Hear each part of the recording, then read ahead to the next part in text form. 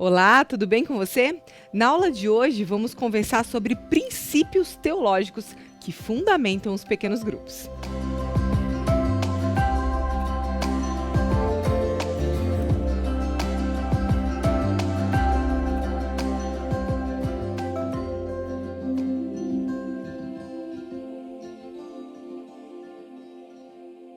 Ouvimos muito falar sobre pequenos grupos, não é mesmo? Grupos pequenos que possibilitam um relacionamento mais próximo. Mas quais serão as bases para se ter um pequeno grupo efetivo? Quero te lembrar que esta aula e diversas outras está disponível nesta revista aqui, Discipulando com Excelência, que você pode solicitar em sua associação ou então baixar em PDF no link que está na sua tela, juntamente com outros materiais de suporte. Hoje, na nossa aula, vamos conversar com o líder do Ministério Pessoal, Ministério da Escola Sabatina, a gente pode chamar de Ministério, Missão Global e Ação Social da Igreja Adventista, aqui na região noroeste do Brasil, pastor Tiago Ferreira, que inclusive idealizou todo esse material que a gente está aqui conversando nas aulas. Pastor, seja muito bem-vindo. Olá, Tati, é uma alegria estar com você e com os nossos amigos, líderes que estão acompanhando esse treinamento. Vamos lá então, pastor. O artigo Lançando as Bases, da qual o senhor foi autor, ele tem como propósito apresentar esses fundamentos, essa base para se ter um pequeno grupo. Que fundamentos são esses, pastor? E qual é a importância deles? Bom, Tati, veja, a Igreja Adventista, ela preza bastante por essa questão de tudo que nós fazemos ter uma base bíblica, né? Ter uma fundamentação bíblica.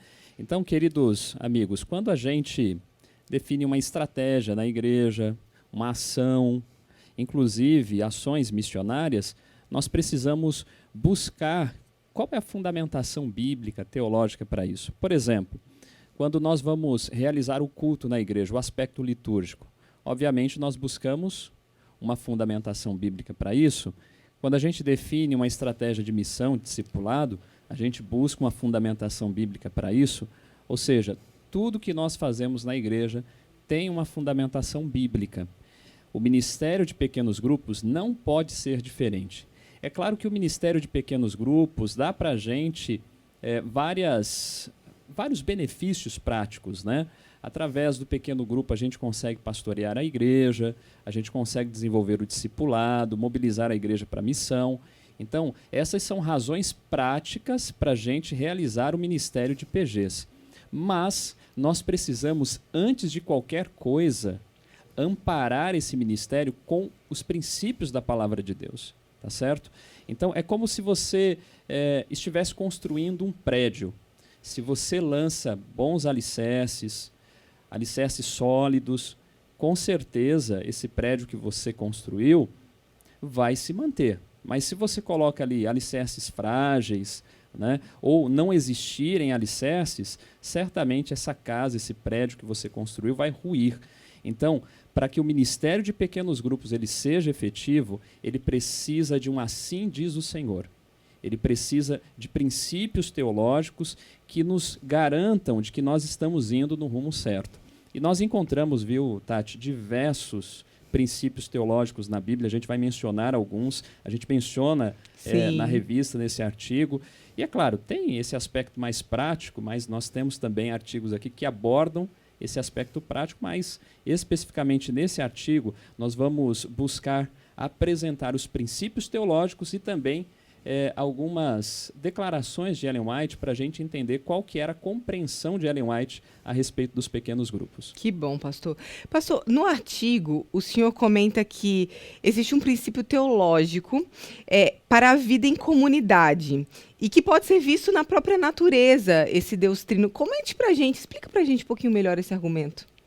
Bom, Tati, esse é um argumento fundamental para a gente entender a importância da vida em comunidade. Vejam, quando nós estudamos a Bíblia, a gente compreende que o nosso Deus, a quem nós adoramos, ele é trino. Nós temos o Pai, o Filho e o Espírito Santo. Durante toda a eternidade, eles interagiram, eles criaram as coisas juntos, eles conviveram em amor, em relacionamento íntimo. Então, veja, a natureza, a essência da Trindade, ou de Deus, é comunitária. Então, a Bíblia diz em Gênesis 1, verso 26, que nós fomos feitos à imagem e semelhança de Deus. Então, uma parte dessa imagem e semelhança de Deus compreende a vida em comunidade. Você foi feito para viver em relacionamento com outras pessoas. Primeiramente, obviamente, com Deus, mas também em relacionamento com outras pessoas. Aqui nós encontramos, amigos, querida Tati, o primeiro princípio. O princípio da comunidade que a gente vê na própria pessoa de Deus. Deus vive em comunidade, né? O Pai, o Filho e o Espírito Santo, e se nós desejamos refletir essa imagem, precisamos também viver em comunidade. E Tati, eu fico pensando, nós não conseguimos viver em comunidade, desenvolver relacionamentos profundos, se não for nesse contexto do pequeno grupo. Com certeza. Porque o culto público, por mais importante que seja a adoração pública e tal, mas não permite para a gente esse nível de conhecimento, esse nível de relacionamento. Por isso o pequeno grupo é tão fundamental, e aqui a gente encontra um princípio teológico muito importante para fundamentar a experiência dos pequenos grupos. Pastor, a nossa próxima pergunta, o senhor já até deu uma deixa nessa anterior, que Jesus, ele viveu em comunidade. E esses primeiros cristãos também viveram em comunidade. Como foi que isso aconteceu, pastor? Outra pergunta muito boa, Tati. Veja, Jesus Cristo, quando esteve aqui nessa terra, e a gente sabe que o ministério de Cristo foi curto, 3 anos e meio, Jesus valorizou extremamente os relacionamentos. Jesus, primeiramente, ele se relacionava com o Pai e com o Espírito Santo. Você já percebeu? Leia os evangelhos, você vai notar isso. Jesus nunca trabalhou sozinho. Jesus sempre trabalhou em companhia e com a cooperação do Pai e do Espírito Santo. Ele poderia muito bem ter trabalhado sozinho, mas ele não escolheu assim. Ele escolheu desempenhar o seu ministério em comunidade. Aqui a gente já aprende uma lição extraordinária com Cristo. A mesma coisa a gente precisa fazer na igreja. Além disso, além desse relacionamento que Jesus tinha com o Pai e com o Espírito Santo em seu ministério terrestre, Jesus também teve um relacionamento muito próximo com os seus discípulos. Notem Lucas capítulo 6, no versículo 13, nós encontramos Jesus, dos vários discípulos que ele tinha, ele escolheu 12 para fazer parte do seu pequeno grupo. E Jesus capacitou esses homens, esteve junto com esses homens, treinou, engajou esses homens na missão. Nesse pequeno grupo eles interagiam, eles se relacionavam, eles oravam juntos, estudavam a Bíblia. Então, Jesus Cristo, para evangelizar o mundo, ele definiu uma estratégia. E a estratégia de Cristo era comunitária, era relacional. Começava com um pequeno grupo de homens que foram os apóstolos. Então, se nós queremos, Tati, cumprir a missão como igreja, a gente tem que adotar esse mesmo princípio que Jesus desenvolveu. Assim como ele se relacionava com os discípulos, nós precisamos também ter os pequenos grupos, porque é uma estratégia muito boa para a gente evangelizar, para a gente construir relacionamentos, crescer em comunidade. Agora, a igreja primitiva aprendeu com Jesus. Porque quando a gente vai ao livro de Atos, porque o livro de Atos, ele não quer trazer um modelo para a gente de igreja, mas descrever como era a igreja, a primeira igreja ou a igreja primitiva. E nós encontramos lá no livro de Atos ali um relato muito interessante, que a igreja primitiva, ela funcionava basicamente nos lares, em pequenos grupos. É bem verdade que eles também iam a um templo adorar a Deus, mas em essência, a igreja primitiva, ela desenvolvia toda a sua dinâmica nos lares, nas casas. E isso explica, inclusive, Tati, por que a igreja primitiva cresceu tanto na sua época. Um culto no lar é simples, é flexível, né? Há uma certa mobilidade. E isso tudo facilitou para que o evangelho se disseminasse, não apenas em Jerusalém, mas em todo o Império Romano.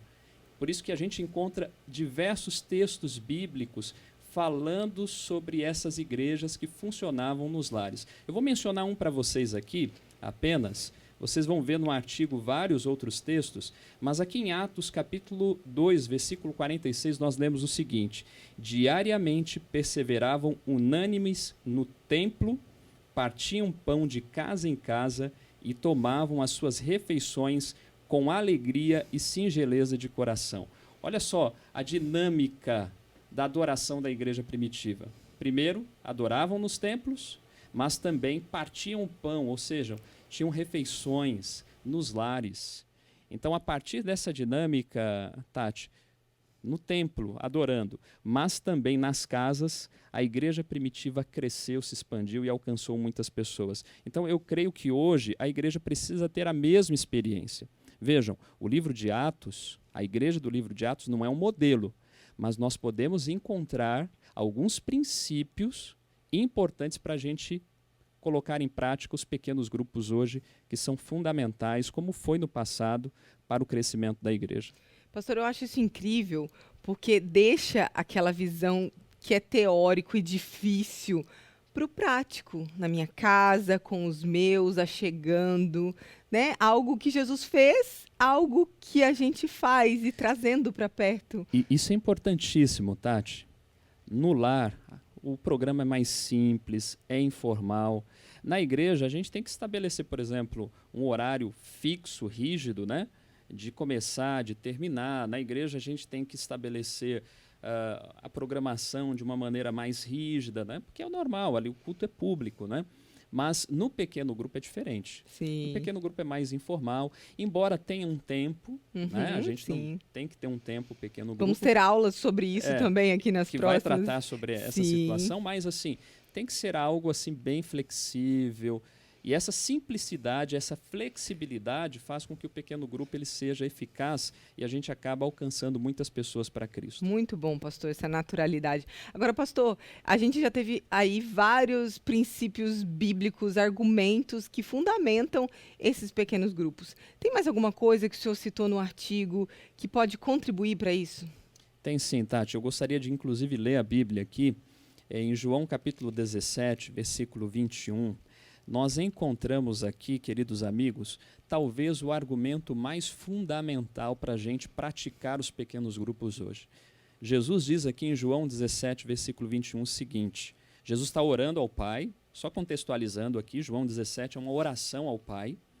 Jesus ora ao Pai aqui, pedindo a unidade da igreja, Tati. Olha que interessante. E no verso 21, a Bíblia diz assim, Cristo diz, né? A fim de que todos sejam um, e como és tu, ó Pai, em mim, e eu em ti, também sejam eles em nós, para que o mundo creia que tu me enviaste. Veja que texto poderoso. Jesus está orando pela unidade da igreja. Jesus orou pelos discípulos aqui em João 17. E Jesus também orou por aqueles que passariam a crer nele através do testemunho dos discípulos, ou seja, Jesus está incluindo a gente aqui. E Jesus diz assim, olha, a minha oração, Pai, é que eles sejam um, como eu sou um com o Senhor.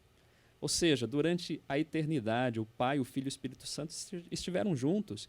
Jesus ora para que a mesma união que a divindade experimentou e experimenta e experimentará durante toda a eternidade, essa mesma unidade nós tenhamos.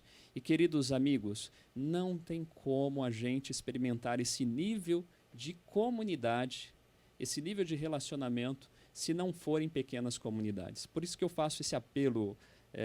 Eu estudo esses temas aqui, eu fico assim maravilhado. A gente percebe que o senhor gosta bastante. É algo assim maravilhoso. A gente vê como que Deus deseja que experimentemos essa comunidade. Sim. E isso só conseguiremos a partir de pequenas comunidades. Por isso que a gente valoriza tanto na Igreja Adventista o pequeno grupo, a unidade da Escola Sabatina. E eu quero encorajar você, líder, você pastor, você que é líder de departamento, não importa. O pequeno grupo e a unidade da Escola Sabatina não é de um departamento ou outro, é da igreja, porque existem princípios teológicos que fundamentam a prática do pequeno grupo e também ali da unidade da Escola Sabatina, Tati. Com certeza, esse pertencimento é tão gostoso e é impossível fazer com multidões.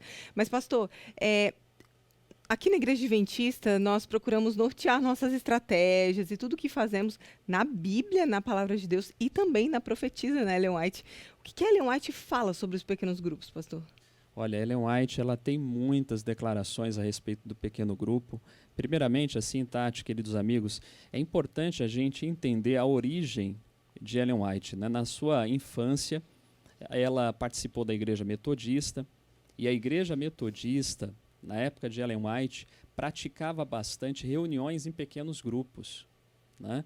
E Ellen White participava dessas reuniões de pequenos grupos além do culto público da Igreja Metodista. Depois, obviamente, ela saiu da Igreja Metodista, ela foi uma das fundadoras da Igreja Adventista, mas essa herança do metodismo ela trouxe para a Igreja Adventista porque era um princípio bíblico, né? E no início, nos primeiros anos da Igreja Adventista, os pequenos grupos eles eram chamados de reuniões sociais, né? Eram reuniões de interação, né, de estudo da Bíblia, de oração, mas eram reuniões informais. Olha que interessante. Então, nos primórdios da Igreja Adventista, a gente vê muito claramente a existência dos pequenos grupos, né? Tem um autor, Tati, que é um pastor da Igreja Adventista. Ele se especializou na área de pequenos grupos. O nome dele é Humberto Moura.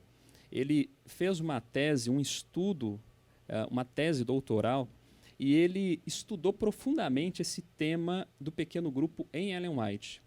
E ele chegou à conclusão que nos 68 livros em português que nós temos de Ellen White, ocorrem 70 vezes a palavra pequeno grupo, ou pequenos grupos, ou grupos pequenos. 70 vezes. E ele, analisando essas palavras em português, essas expressões pequeno grupo, pequenos grupos e grupos pequenos, ele comparou com as expressões do texto original, em inglês, e ele chegou à seguinte conclusão, de que Ellen White, embora ela não tenha normatizado o pequeno grupo como a única estratégia para o cumprimento da missão, Ellen White ela definiu que o pequeno grupo tem uma origem divina, ou seja, é uma orientação que vem de Deus. Então essa foi a conclusão que o pastor Humberto Moura ele chegou ao analisar exaustivamente os textos do Espírito de Profecia, que fala exatamente sobre os pequenos grupos. Eu gostaria de ler apenas dois. No nosso artigo aqui, você vai ler na íntegra. Eu vou aqui ler apenas pincelar dois textos, são os principais que Ellen White usa a respeito dos pequenos grupos. O primeiro está no Testemunhos para a Igreja, volume 7, na página 21 e 22. O que Ellen White diz lá? A formação de pequenos grupos como base do esforço cristão foi-me apresentada por aquele que não pode errar. Se há na igreja grande número de membros, convém que se organizem em pequenos grupos a fim de trabalhar não somente pelos membros da própria igreja, mas também pelos incrédulos. Veja, Ellen White diz que esse modelo do pequeno grupo foi apresentado para ela por aquele que não pode errar, ou seja, há uma orientação divina aqui. E o outro texto, ainda no Testemunho para a Igreja, volume 7, mas agora na página 195, Ellen White diz assim: juntem-se pequenos grupos no início da noite, ao meio-dia ou cedo de manhã, para estudar a Bíblia. Observe então um período de oração para que fiquem fortalecidos, esclarecidos e santificados pelo Espírito Santo. Tati, queridos amigos, lendo esses textos de Ellen White, qual que é a conclusão que a gente chega? Três pontos importantes que Ellen White ela destaca a respeito do pequeno grupo. Primeiro, o pequeno grupo é um ambiente propício para o reavivamento espiritual. Diversas vezes Ellen White fala que o povo de Deus deve se reunir em pequenos grupos para nós orarmos, estudarmos a Bíblia e sermos santificados pelo Espírito Santo. Segundo, o pequeno grupo existe para que a gente possa se encorajar uns aos outros, para que a gente possa cooperar um com o outro, né? Então, o pequeno grupo também fortalece a unidade da igreja, segundo o que diz Ellen White. E, por fim, o pequeno grupo contribui com o cumprimento da missão. Ellen White diz que o pequeno grupo deve ser organizado como base do esforço missionário da igreja. Então, aqui a gente tem, nesse artigo, Tati, alguns princípios importantes, dentro do Espírito de Profecia também, que nos dá aí um respaldo para que a gente possa fortalecer esse ministério de pequenos grupos.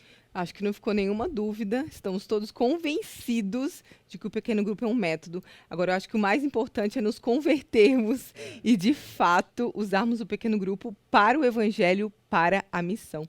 Pastor, muito obrigada por esta aula que foi a base desses pequenos grupos, por esse artigo. Obrigada por essa ideia também desse material. Que Deus te abençoe, viu, pastor, na condução de todo o noroeste do Brasil nos pequenos grupos.